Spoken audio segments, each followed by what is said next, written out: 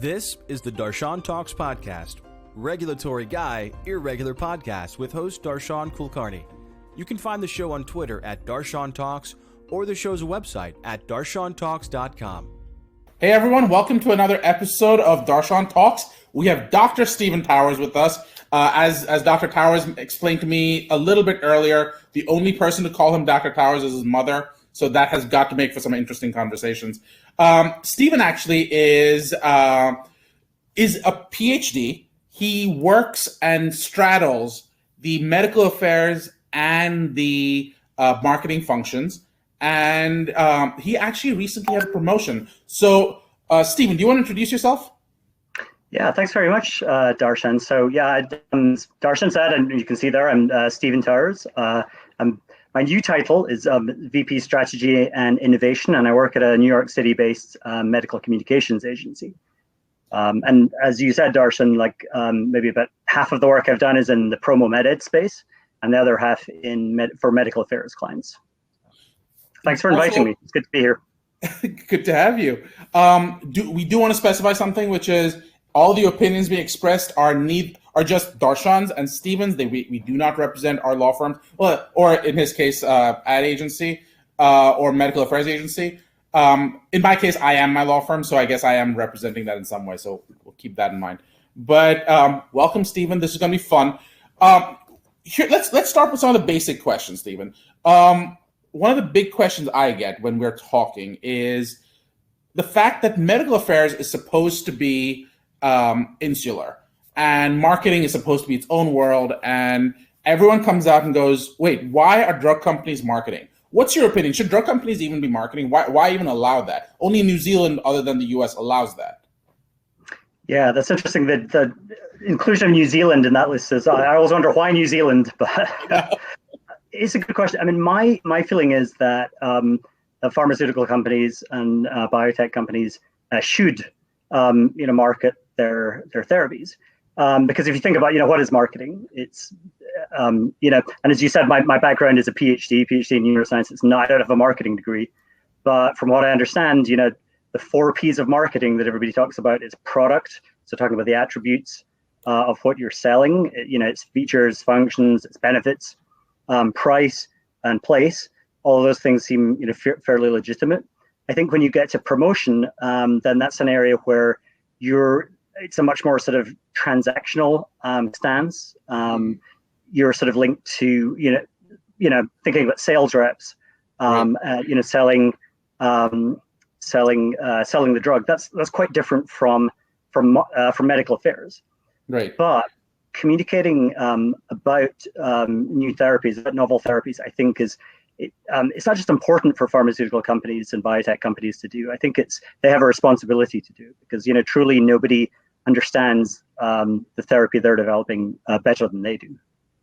But why should patients understand it? Shouldn't it be about the clinicians who are actually prescribing this? Well, so I'm talking MDs, DOs, vets, I guess. Why bother educating patients? I think it's important to educate patients for many reasons. I mean, one way we can educate patients is through HCPs, right? Because they are, I guess, the rise of the internet, much the chagrin of HCPs and patients going and diagnosing themselves online. But still, HCPs are one of the major sources of information for patients. It's important for patients to be able to counsel their patients as to overall health decisions, how to manage their chronic conditions. And, of course, there is obviously direct, pharmaceutical company patient education. I think as well, and this is probably something that you with your role are sort of increasingly involved in, is this idea of patient centricity. Right. And how, the voice of patients and caregivers should be incorporated more into drug development, and that's something that has really increased in recent years with the 21st Century Cures Act in 2016, and part of that was an FDA initiative to encourage incorporating patient and caregiver voices into drug development. So understanding the experience of the patient, what symptoms of the disease bother them most, and how can that be incorporated into the clinical development of a drug? How can it be translated into clinical endpoints that we use to assess the potential efficacy of the drug? So that's one reason why it's important for pharmaceutical companies to communicate with patients. So you're helping with this, and you're seeing industry improve. What one of the conversations I've had this one with numerous clients actually, but is this evolving role of medical affairs, and people use the word evolving, but they're very amorphous about what that word evolving means. I expect partly because I often represent a legal or compliance role, partly because they don't want to admit what that could look like, partly because they don't know. What do you see medical affairs evolving into? Well, I think in recent years, and in a fairly short space of time, I'm sure it's something you've noticed, that medical affairs, I mean, it was originally sort of emerged, I think, in response to pressure from primarily regulators to separate the medical and the commercial functions of pharmaceutical companies, and to have sort of transparent, free of bias communications that were sort of created and that were sort of disseminated to individuals in the company who were not going to be compensated for sales. And so really that was sort of where medical affairs, my understanding is, it sort of arose. But in recent years, it's really sort of expanded its role and the range of activities that it's involved in. And one thing to sort of say, we've seen over the years that there's been a real decline in the number of sales reps. And thinking about that decline in the number of sales reps, you're kind of left with medical science liaisons, who are the field-based arm of the medical affairs division in pharmaceutical companies, as almost being like the main bridge between the internal departments in the pharmaceutical company and the external customers. So the key opinion leaders, those expert physicians, some other HCPs, patients, advocates, payers, regulators. And they're the main sort of, in many cases, I think increasingly becoming the main people who sort of educate external stakeholders about new products developed by pharmaceutical companies. And if you think about it, the folks who are medical science liaisons, they unlike I think a lot of sales reps, they have advanced degrees. They have like PhDs or MDs in some cases. And I think that sort of really that scientific training, that advanced scientific training is important to sort of be able to both understand and communicate the nuances of the increasingly sophisticated treatments that are being developed to customers. You think about the rise of genetic medicine, gene therapy, gene editing, RNA therapeutics. There's a lot of very complex high science to develop and to communications on and to disseminate to those external audiences. And really, medical affairs and medical science liaisons are the best people to do that. I think in terms of internal, let's say, definition of product value, medical affairs also plays an important role because they have that deep and sort of nuanced understanding. So they can really play an equal role, or in some cases even a greater role than their marketing colleagues in helping to define the value of a product, working on that target product profile that all companies develop, and also creating a story, creating a narrative that can talk about the attributes of this novel therapy and how it can improve the lives of patients in whatever the therapeutic area. So really, they've sort of come into their own, I think, both in terms of that definition of product value, in terms of that storytelling about the product, and in terms of going out there into the field and disseminating that information and explaining and educating it to like a variety of stakeholders out there. So that's really interesting to me because you talk about the fact that sales reps can get in, but at the same time you talk about medical affairs having the opportunity to educate clinicians of a variety of different degrees and different clinical settings. But here's my question. If medical affairs is going in and educating, how do you draw that distinction between sales and medical affairs at that point, outside the degree?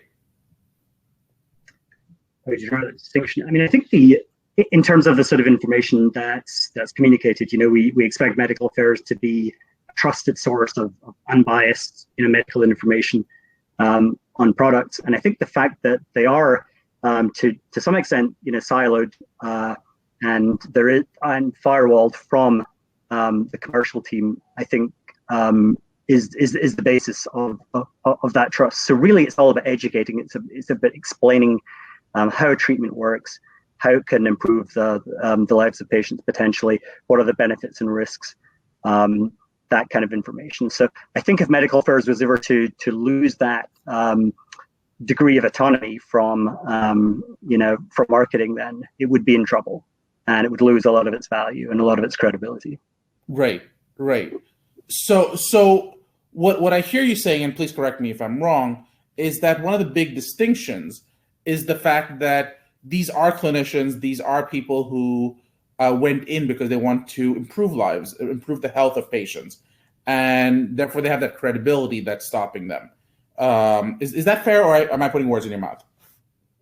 I think that is true, but I would sort of be, you and I talked about this before we got on the call today. I think folks on the marketing department and in all functions in pharmaceutical companies are to a great extent in it to improve the lives of patients. I think you mentioned sometimes people talk about the marketing department as being the dark side.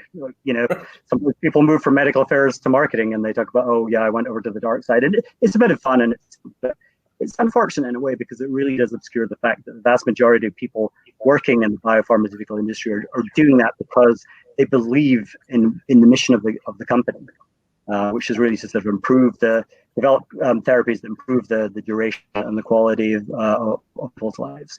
And everybody I've encountered in the sort of 12 years I've been working in this area has been incredibly committed to that goal. So. And I agree. I actually work with marketing all the time, and I work with medical affairs all the time, and they definitely are committed. I'm sort of trying to help the audience. It wasn't necessarily a contrast as much as explaining. But okay, so let's go into the question you raised right after. What you sort of said was that both divisions of the company they come at this with the goal of improving lives. What are the opportunities that you see are missed for medical affairs to learn from marketing and for marketing to learn from medical affairs? That's a really good question. Let me think on that. I think they do in most companies. So, although they are firewalled, there is sort of collaboration between the two already. So it's not like these folks never talk to each other. Right. They do. Medical affairs, I think, does essentially sit at the nexus of clinical, market access, regulatory, commercial, and has an important role there. And I think they are uniquely positioned to sort of foster collaboration between these different divisions in the pharmaceutical company, and increasingly they are.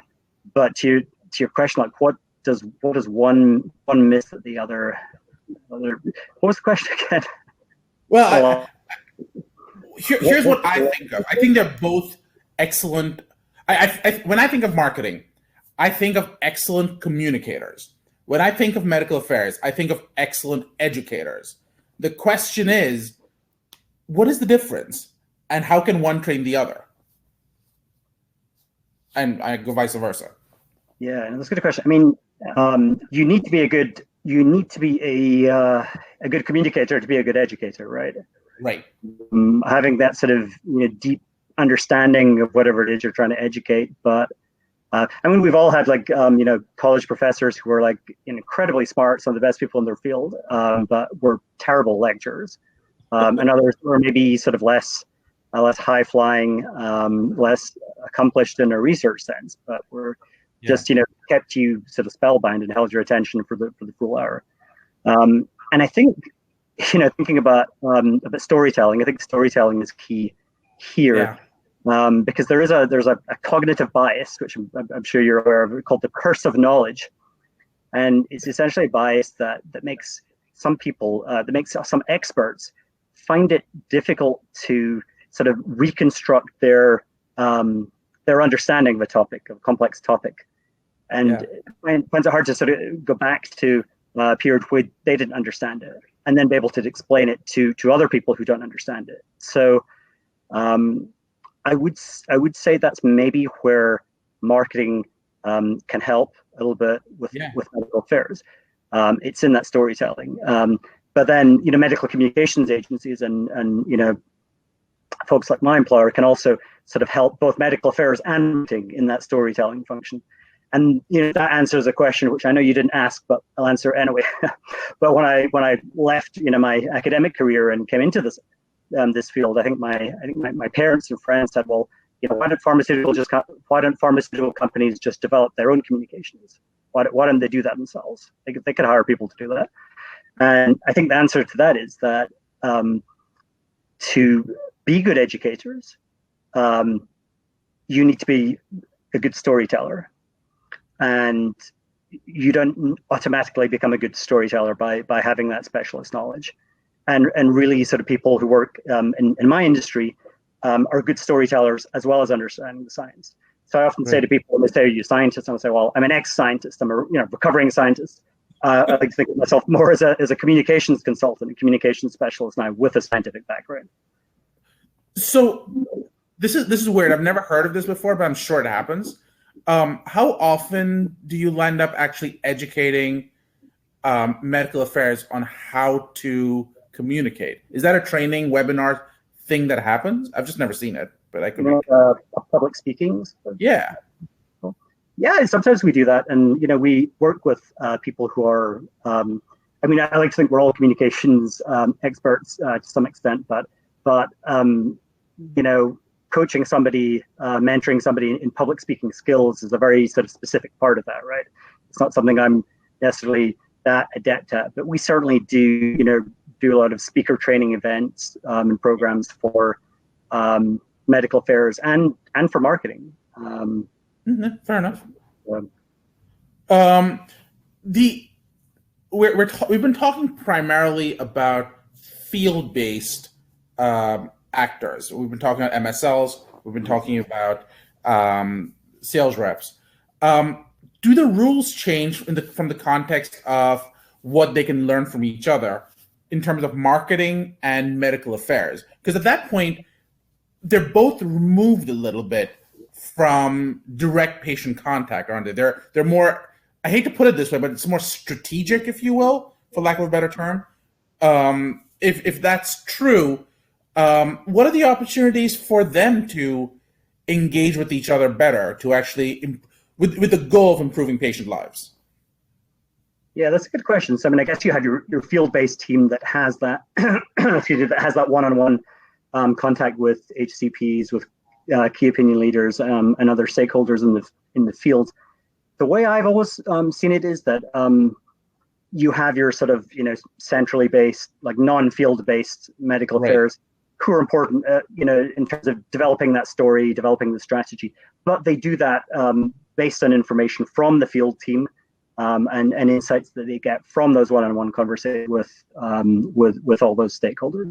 So most companies I've worked with, they do seem to have like a sort of fairly well-established process for communicating insights from the field to headquarters, if you like, and then incorporating those insights into the materials that are generated. And similarly as well,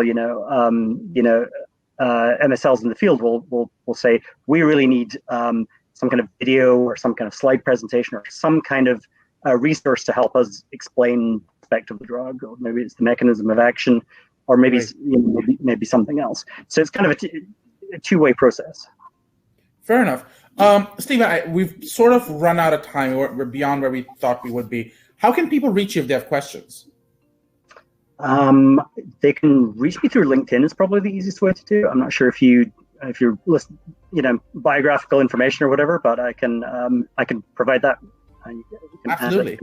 bio, yeah. And you can find Stephen on LinkedIn at Stephen Towers, PhD. Yep. Absolutely. Perfect. Again, thank you so much for coming on. This was wonderful. I hope you'll come back again. Yeah, certainly. Thank you so much. I really enjoyed it. This is the Darshan Talks podcast, regulatory guy, irregular podcast with host Darshan Kulkarni. You can find the show on Twitter at Darshan Talks or the show's website at darshantalks.com.